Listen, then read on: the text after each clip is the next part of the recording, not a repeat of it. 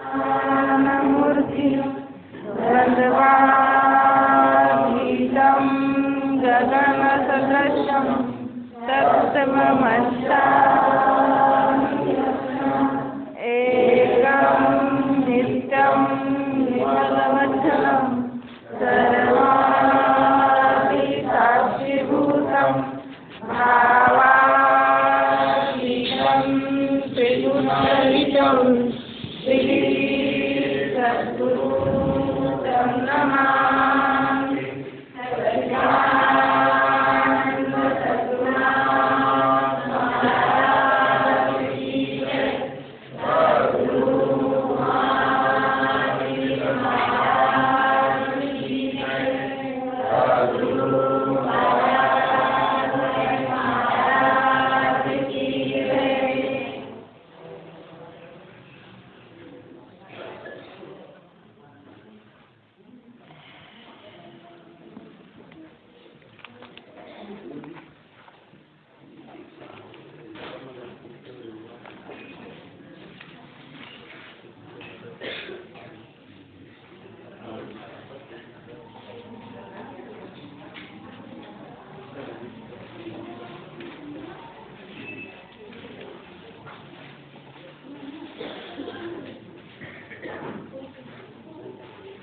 अस्ति भाति प्रिय सिंधु में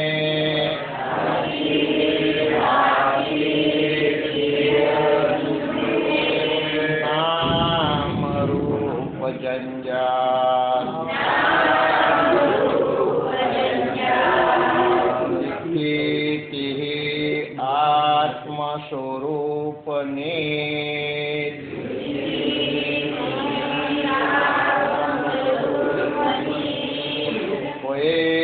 तत्काल निहाल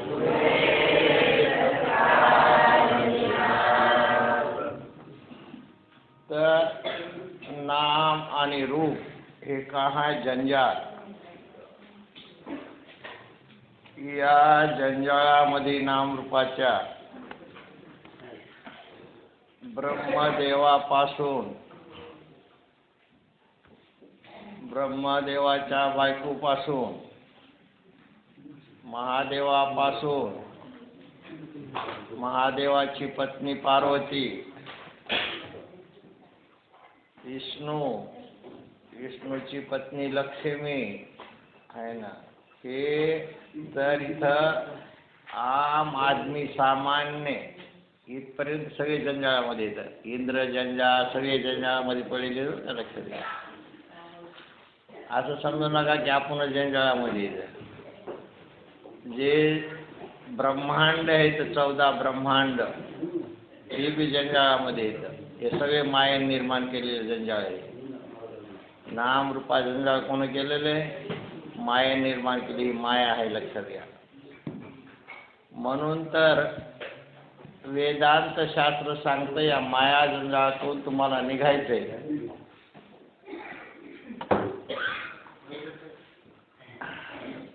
तुम्ही पळलात आज तुम्हाला ह्या माया जंजाळातून निघायचंय.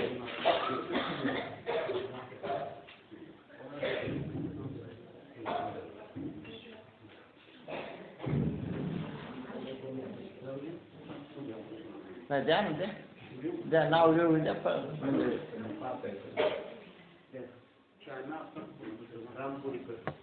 म्हणजे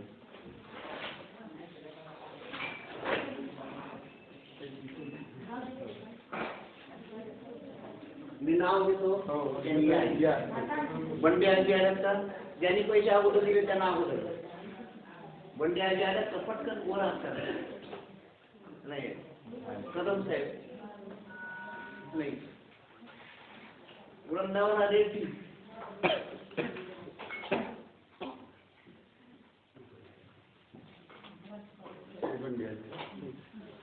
बंडे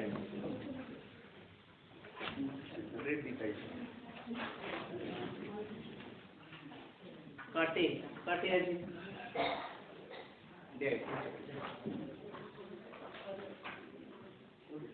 विश्वब्रह्म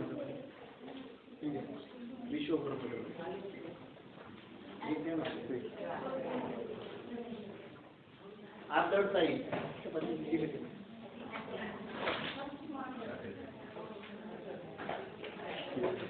मोकलताई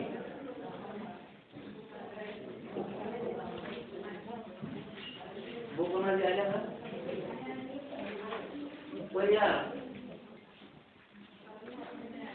पर्याय नाही खात्री शकुंतला खात्री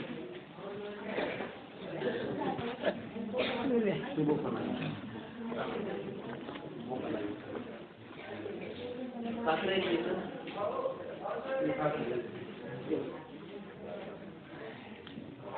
इजाती कोण अरुणाताई इजाती आल्या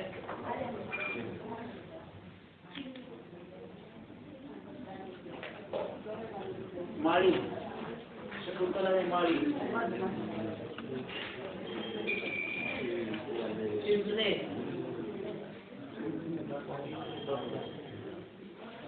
सोने मला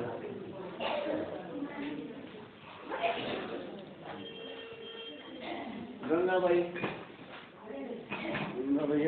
घेऊन जातो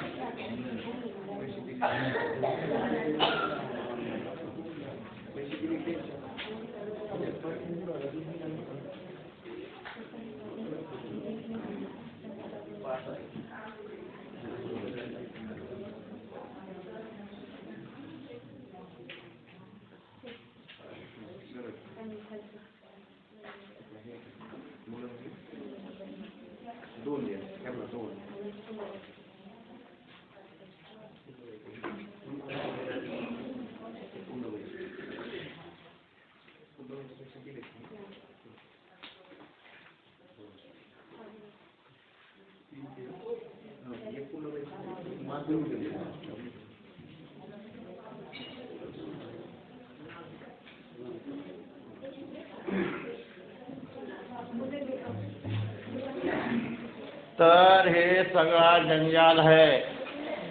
जंजाल म्हणजे या जंजाळामध्ये थोडंसं सुख आहे आणि जास्त दुःख आहे.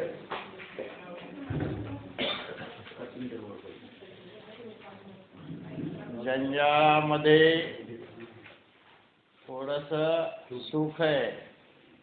सुख पाहता जवा पाडे, दुःख पर्वता एवढे. या नामरूप जंजाळामध्ये सुख किती आहे? जवा एवढं. आणि दुःख किती आहे? पर्वता एवढं. म्हणून महाराज म्हणले धरी धरी आठवण, धरी धरी आठवण.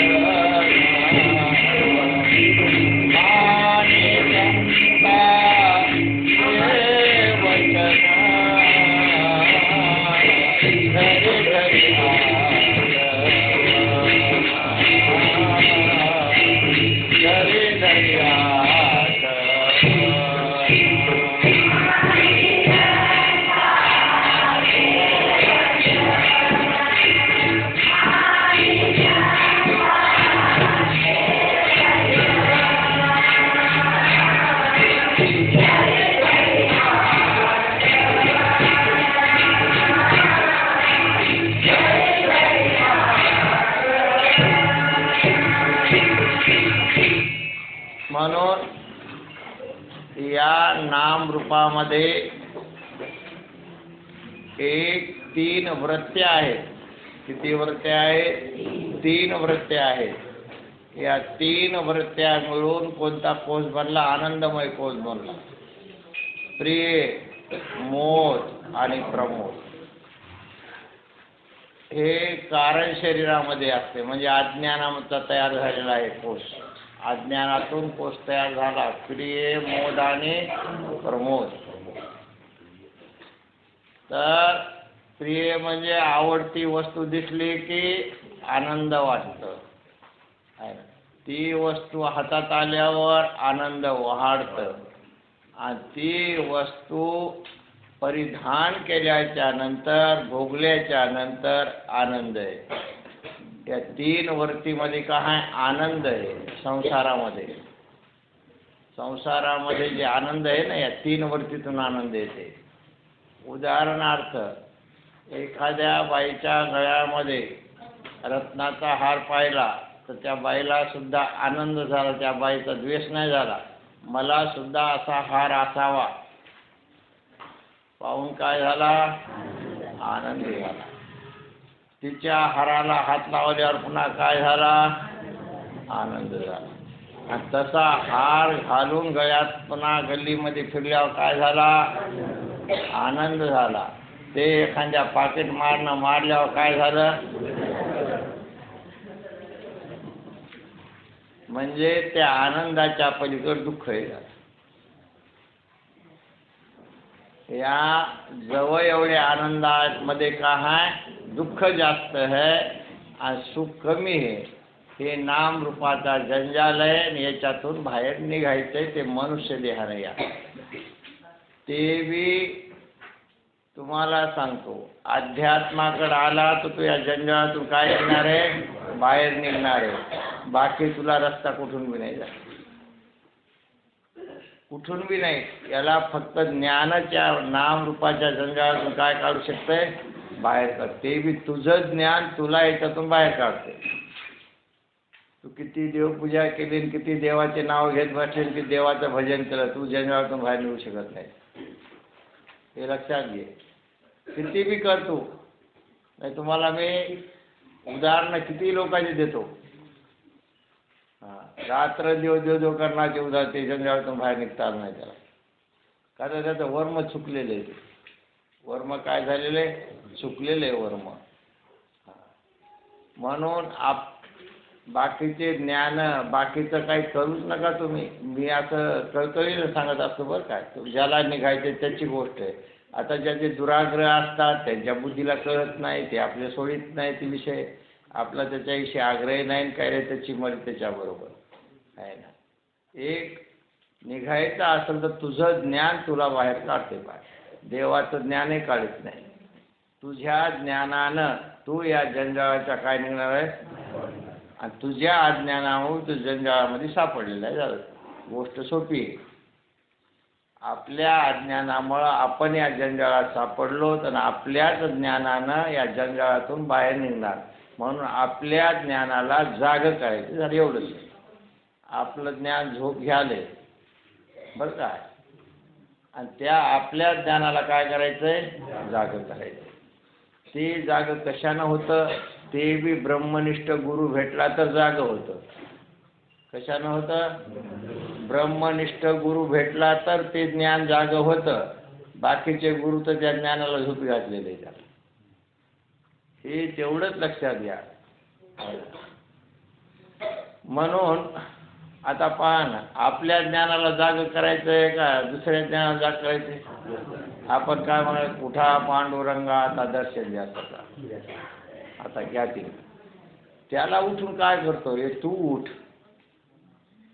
त्या पांडुरंगाला उठून काही मतलब नाही. ते उठला तरी काय करेल? तू झोपलेला आहे, ते उठलेला आहे. आणि तू त्याला काय करायला? उठवायला चालला. ते म्हणलं मी उठून तरी काय करतो? तू उठणं जरुरी आहे. म्हणून संताला म्हणा म्हणलं, उठा जागे वारे आता. उठा जागे वारे आता.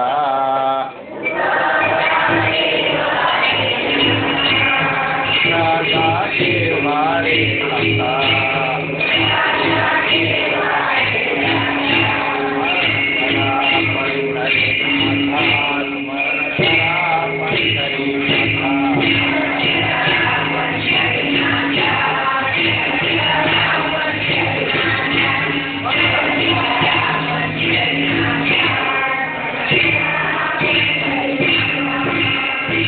आता लक्षात घ्या, देह ही पंढरी आहे, मधला नाथ काय झालेला आहे? झोपलेला आहे. मग या मधल्या नाथाला उठवायचं आणि मधल्या नाथाचं स्मरण करायचंय. आलं का लक्षात? जमलं. आणि ते आपला बरेच दिवसापासून मधल्या नाथाला उठवण्याचा काय चालू आहे? ते कुंभकर्णाचा बाप आहे. कोण? मधला नाथ. कुंभकर्ण 6 महिन्यामध्ये उठला होता. याला तर काय लावावं हेच कळण झाले. कसा उठल तेव्हा उठल. हो, गाढ निद्रेमध्ये, गाढ निद्रा आहे. म्हणून आपल्याला जाग व्हायचं. लक्षात घ्या, चोरी आपली झालेली आहे. आतापर्यंत आयुष्याची चोरी कोणात झाली? आपली झाली. आपल्या झोपेमध्ये आपले आयुष्य निघून गेलेले. लक्षात घ्या, आपल्या झोपेमध्ये आपलं आयुष्य खलास झालं. आता थोडं बहुत छटाक उरलंय.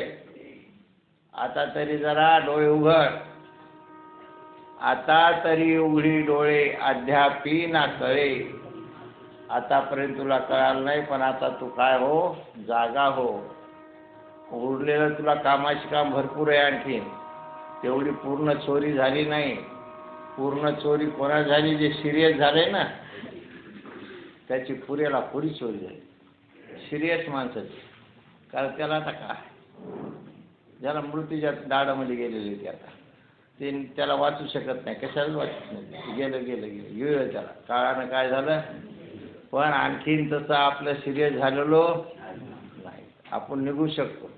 काळाच्या तोंडातून आपण निघू शकतो. आपल्यामध्ये कॅपॅसिटी आहे. म्हणून बाकी कशाला छेडछाड करू नका तुम्ही. नीट पडलं की आपल्या ज्ञानावर पडा. आपल्या ज्ञानाला जाग करा. झपाट्याला निष्ठता येते. आणि तुम्ही जर दुसरीकडे हात घातला कोणीकडे, तेवढा काळ निघून जाते, तेवढं आयुष्य बर्बाद होते आणि भ्रम वाढत असते. लक्षात काय वाढत आहे? हां, ही सावधानता आहे साधूच्या ठिकाणी. म्हणून सांगितलं तुला, हे लोकापासून ब्रह्मलोकापर्यंत ही सगळी माया आहे. ब्रह्मलोक म्हणजे काय? माया, नामरूपाची माया. ही स्वर्ग माया, वैकुंठ माया, कैलास माया, नरक माया, हे सगळं मायेनं तयार केलेलं आहे. कल्पना आहे त्या. माया म्हणजे काय? कल्पना. त्या कल्पनेच्या चक्करमध्ये येऊ नको. तिकडे विचारच करू नको. म्हणून हे लोकापासून ब्रह्मलोकापर्यंत भोगाच्या इच्छेचा काय कर? हे कल्पित गोष्टी आहेत. त्या कल्पनेचे फळ दाखवलेले. तू तिकडे पाहू सुद्धा नको.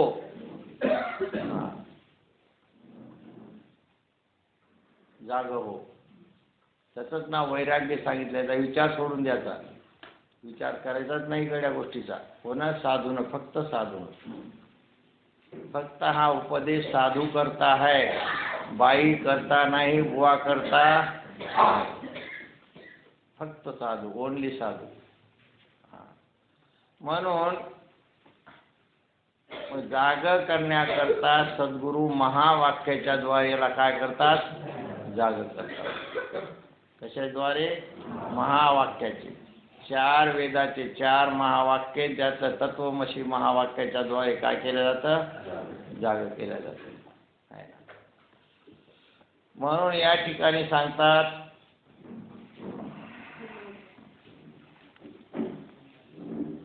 सच्चिदानंद परब्रह्म निरतिशय व्यापक असल्यामुळे ते समुद्र असून त्यावर मायेने निर्माण केलेले नामरूपाचे जाळे, याच कोणी लाटा भासत आहे. म्हणजे नामरूपात्मक सर्व परपंच कल्पित आहे. आता सर्व शब्द आला. परपंच, सर्व परपंच कसा आहे? कल्पना आहे. कल्पित आहे म्हणजे काय? नुसत्या कल्पना आहेत. नुसत्या कल्पना आहेत. हे चांगलं लक्षात घे. कल्पना लक्षात घ्या. अगोदर कल्पनेची स्टडी कर. कल्पना कशी असते याचा विचार कर. कल्पना, माई बापानं नाव ठेवले 12व्या दिवशी. कुठून आणलं ते? निर्वीक आता जन्मलेल्या बाळाला नाव नाही. आलं का लक्षात? त्याच्यावर काय केलंय? नाव ठेवले कल्पनेचं. मुळात नव्हतंच. मग ती कल्पनेनं त्याला काय केले? झाकले. त्या बाळाला झाकले आणि कल्पना वाढायला लागली. आता काय वाढायला लागली? कल्पना वाढायला लागली. ते रास नाव असलं तरी कल्पना आहे, ठेवलेलं नाव असलं तरी कल्पना ठेवली. झालं. तिथून आवरण यायला सुरुवात झाली. आता प्रत्येक माणूस कशाला मरायला? नावाला. आपलं नाव राव, आपलं नाव राव, आपलं पॉम्पलेटवर आहे का आपलं? काय का किती त्या चक्करमध्ये पडले, पाहणच्या नावाच्या चक्करमध्ये किती पडले. नाव ठेवलेलं होतं, आधार होतं का कसं होतं? हे पराक्रम कोण केला? माये बापाने केला. त्याला जाळ्यात अडकिले कोण? मायबापानं अडकिले.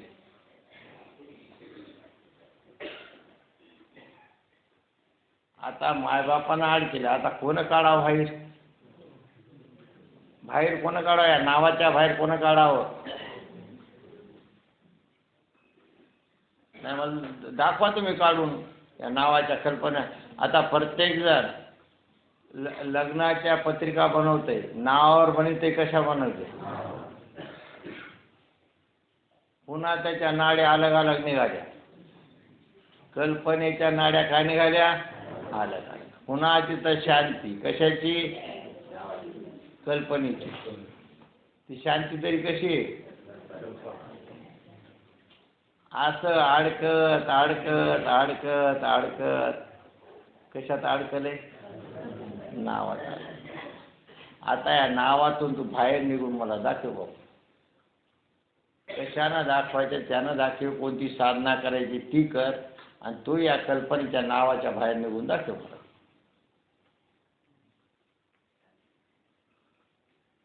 पहिले वैरी कोण आहेत? शाबास. आता तेच वैरी बनले तर बाकी काय कोणाचं नाव घ्यावं लागेल? अडकून टाकलं कल्पनेमध्ये. झालं. संतांचा एकच शब्द महत्वाचा तेव्हा पटत नाही लवकर, पण असतंय खरा. माये बापे जन्म दिला आणि माया जाळी.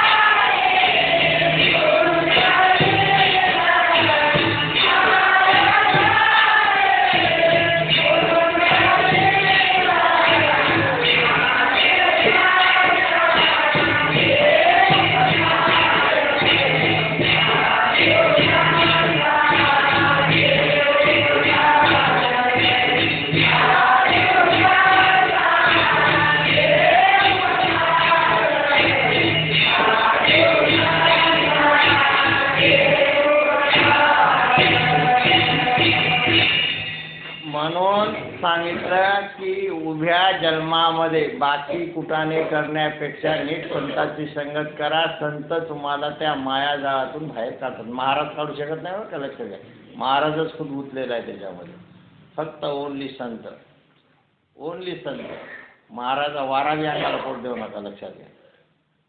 महाराज खूप त्याच्यामध्ये. शेवटी महाराजांना मला मी निघू शकलो नाही, माझी हिंमत झाली नाही. मायेचा सागर फार मोठा होता, आपल्याला काही तेवढी स्विमिंग करता आली नाही. सुखे घालावे गर्भवासी, पार करता आला काय नाही. हात टेकले या मायेमध्ये. आता याच्या पुढे सुखे घालावे गर्भवासी असं म्हणायचं नाही, सुखे न घाला. ते कशाला आवृत्ती करता तुम्ही? साधून त्याची आवृत्ती कशाला करायची? अज्ञान लोकांचं आहे. अज्ञानाकरता आहे का ज्ञानाकरता आहे ते? गर्भवास चांगला नाही, त्याला बाहेर निघता आलं नाही का? निघता आलं नाही, निघता आलं. आपल्याला निघायचंय, आपल्याला याच्यातून निघायचं. एवढंच लक्ष बनवा की या दुःखातून मला बाहेर निघायचे. देह म्हणजे नखापासून शिखापर्यंत दुःख असतं बरं का, लक्षात घ्या. देह कोणाचा आहे? देह पशुचा देह तसाच आहे, पक्षाचा देह तसाच आहे, माणसाचा देह तसाच आहे, बाईचा तसाच, बुवाचा तसाच. देह हे रोगाचं भांडार आहे. तुम्ही किती नीट करीत राहायला, केळीच्या पानाला किती शिवा, जिथं शिवलं तिथं टरकन फाटत आहे. म्हणून याचा नाश सोडा, या देहाचा नाश सोडा आणि पटकन इथून निघायचं पळा. या देहातून लवकरात लवकर पळा. दोरीनं पळायता येत नाही. बरेच लोक पळायले कशानं? दोरी घेऊन. दोरीनं पळता येते. बरं एक देह म्हणून आता दोरी एका देहातून बाहेर काढली, फास लावला की निघाला भाई, काही केलं की निघाला भाई. पण दुसऱ्या देहातून आता तिथं कुठे दोरी? तुला 4 देह ओलांडायचे, एकापेक्षा एक देह खतरनाक आहे. स्थूल देह रोगाचं भांडार आहे, सूक्ष्म देह त्याच्यामध्ये घुसलेला आहे. तू दोन्ही देहामध्ये घुसलेला आहे. त्याचं खतरनाक देह कारण देह आहे, त्याचं बी आहे दुःखाचं. कसं निघणार तू बाहेर? मग दाखवून तू निघून. त्याच्याकरता नीट संतांची संगत करा. नीट बाकी कोणाच्या संगतीत बसू नका, बोलू नका. काही त्याच्यावर बंद नाही. खाण्यापिण्यापुरता व्यवहार असला पाहिजे, जास्त नसला पाहिजे.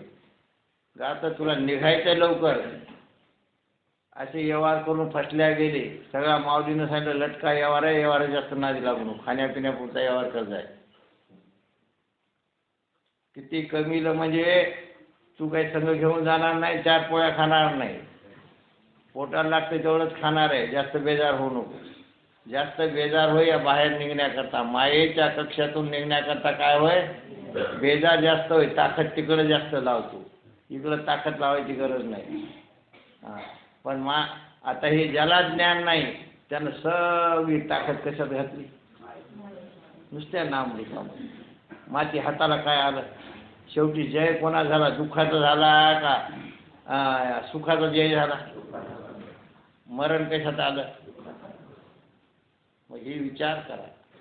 तसं आपलं होऊ नये अशी दक्षता बाळगा. अशी दक्षता बाळगली गौतम बुद्धाने. राजपुत्र होता, त्यानं पाहिले सगळं दुःख. मला या दुःखातून बाहेर कसं निघता येईल? मला या दुःखातून बाहेर कसं निघता येईल हा त्यानं आयुष्यभर प्रयास केलेला आहे. लक्षात घ्या. हे सगळं दुःख आहे, नामरूपी जंजाल आहे, मायेने निर्माण केलेलं जाळ आहे. त्याच्यामध्ये सगळे फसलेले जीव नुसते तळमळायला लागलेत माशीसारखे. आणि हे देखवत नाही संताला फक्त, बाकीच्याला तर कळतच नाही. देखवत कोणाला नाही? संताला देखवत नाही. म्हणजे तळमळतात यानं बाहेर निघावं. आता सामुग्री याच्याकडे बाहेर निघण्याची बुद्धी आहे, देह आहे, इंद्रिय आहे. फक्त याला गरज कशाची आहे? संत संघाची गरज आहे याला. ते करत नाही संत संघ. अनपढ लोकांच्या संगती अनपढ लोकांचं काय त्या आरतीच कामातून गेलेले असतात त्यांच्याकडून कोणतं ज्ञान मिळणार आहे तुला? संगती अशाची करा की आपल्यापेक्षा ज्ञानानं वर चढ आहे कोणतरी, काहीतरी त्याच्यापासून आपल्याला मिळेल. कोणापासून? आपल्याला आपल्यापेक्षा बुद्धिवान लोकांच्या संगती करून त्यांच्यापासून ज्ञानाची प्राप्ती करून घ्यायची. भोगाची नाही प्राप्ती करायची. भोग तर रोग आहे. ज्ञान. आणि ते सांगितलं ॲड्रेस ज्ञानेश्वर म्हणून गुरु तेथे ज्ञान, ज्ञानी आत्मदर्शन, दर्शनी समाधानाची. फक्त गुरुच्या संगतीमध्ये राहिले पाहिजे. शिष्यानं कोणाच्या संगतीत राहा? फक्त गुरुच्या संगतीमध्ये. बाकी संगती त्याला बेकार आहे का?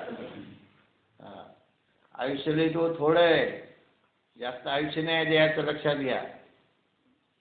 60 वर्षापर्यंतच बुद्धी काम करते. 60 वर्षाच्या पुढे बुद्धी कमजोर बनत असते, विस्मरण होते, तिचं तिलाही कळत नाही. आता माझीच गोष्ट, माझ्या डोळ्याला कधी कधी चष्मा असं उगं झुंडीतो इकडं तिकडं तिकडं. जेव्हा डोळ्याला हात जाईल तेव्हा हाय म्हणतो. गेले 5-10 मिनटं कशामध्ये? चष्मा कुठे आहे? हे बुढापा आहे. हे काय?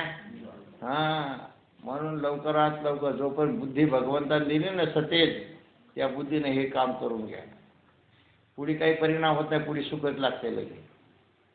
या माया जंजाळातून बाहेर निघालं पुढे नुसतं सुख आहे, नुसतं सुख आहे. बादमध्ये दुःख तुला कधीच नाही. पुन्हा बादमध्ये तुला मृत्यूही नाही, तुला दुःखही नाही, तुला काहीच नाही. सगळे झाले सुखाचे दिवस सुरुवात होईल. कोणी किती शाप दिला तरी शाप बी लागत नाही. काही कर्जा कोणी लागत नाही. फक्त ही कमाई करायची तरुणपणामध्ये, अध्यात्मशास्त्रामध्ये प्रवीण बनायचं, लवकरात लवकर निघायचं. तुम्हाला तेच सांगतो, आपल्या लेकरा बाळासुद्धा सुखी करायचं असेल तर अध्यात्मशास्त्र शिकवा. हां, हे शिक्षण असावं, नसावं अशातला प्रकार नाही काय. पण हे दुःखाकडे नेणार आहे पुढे आणि हे सुखाकडे नेणार. 2 पुस्तकं कमी शिकवा, काही नाही. अरे किती शिकून काय बनायले? गुलाम बनायले का काय बनायले? हे अध्यात्मशास्त्र गुलाम बनवत नाही. अनंत कोटी ब्रह्मांडाचा काय बनवतं? नायक बनवतं.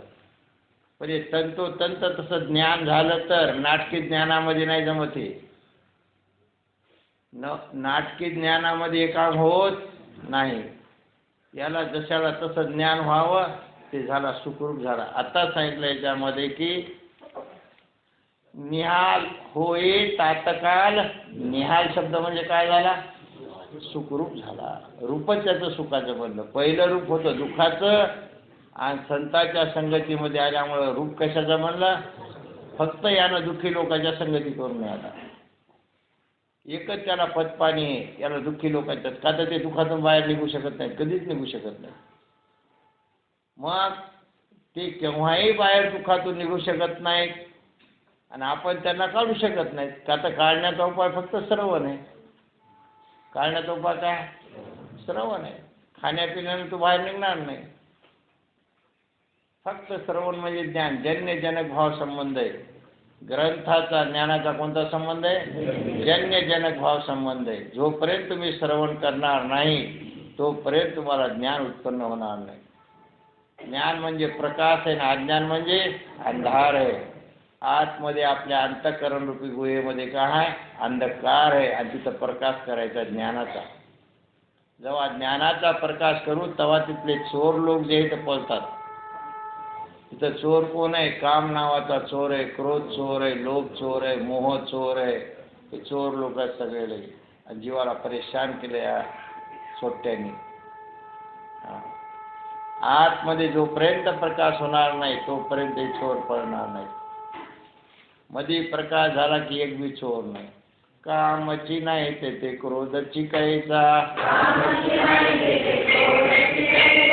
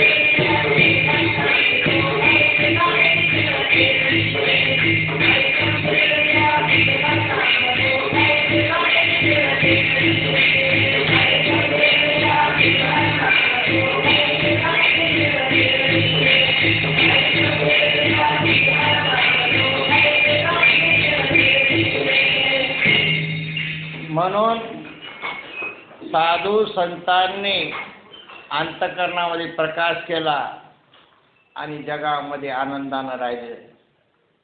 काम नाही काम नाही झालो पायी रिकामा. महाराज काय म्हणले? काम नाही काम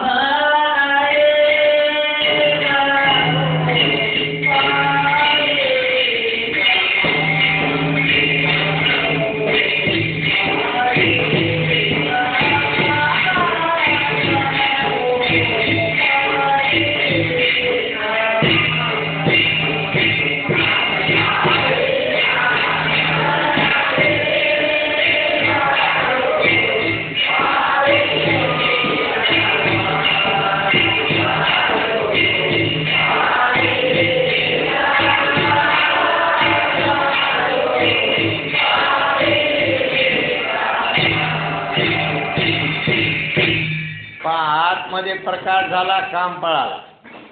काम पळाला ते क्रोध म्हणला मोह तरी तिथं काय काम, ते बी पळालं. एका भाव लोभ होता ते म्हणला मोह तरी काय काम आहे, ते बी पळालं. काम पळाला त्याच्या मागे सगळा ग्रुपला ग्रुप पळाला झाला. आतमध्ये नुसता प्रकाश आहे, शांती, अंतःकरण शांत झालेलं आहे, मन शांत झालेलं आहे, लक्षात घ्या. पण आतमध्ये प्रकाश होणं जरुरी आहे. तू बाहेर किती दिवे लावून काही फायदा नाही. आतमध्ये विवेकाचा दिवा लागायला पाहिजे. अंतःकरणामध्ये कोणता दिवा पाहिजे? विवेकाचा दिवा. म्हणजे आत्मा आणि अनात्मा हा विचार पाहिजे मध्ये, सार आणि आसार हा विचार पाहिजे मध्ये. तेव्हा प्रकाश होत असतं आणि तेव्हा सुखाला काहीच कमी नसते बाजमध्ये. याची गरजच पडत नाही. जे आपण हापापले आहेत ना, कोणी कशाच्या मागे हापापलं, कोणी त्याची आपल्याला अजिबात गरज पडत नाही. त्याला उदाहरण झोपीचं. झोपीमध्ये झोपी गेल्यावर मला गरज कशाची होती?